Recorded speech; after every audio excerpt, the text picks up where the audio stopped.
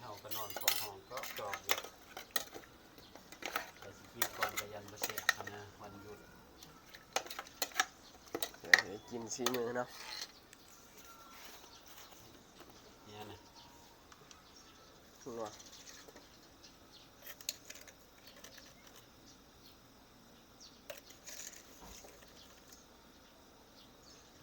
ใส่ได้แสบได้ใส่น้อยแสบน้อย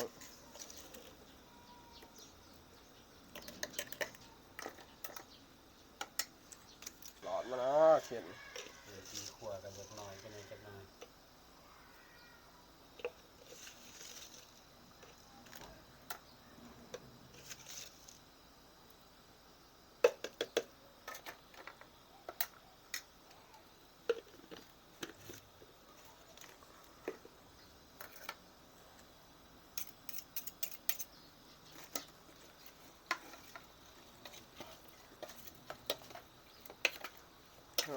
อันนี้วะ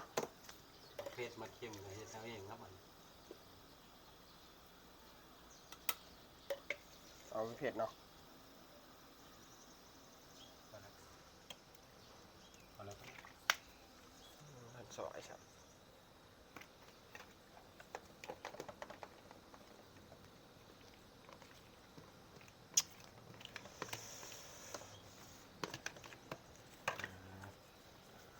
กันเห็นแล้วซ้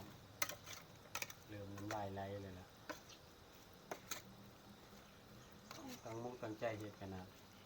จะสิออกมาเป็นอะไรเค็มหรือจางบ่จักชิมลายจนสิอิ่มเลยแหละ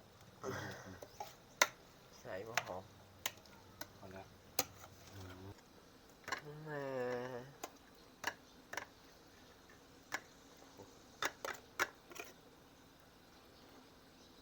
หน้าตาสีสันแล้วก็สิประมาณนี้เลยทุกคน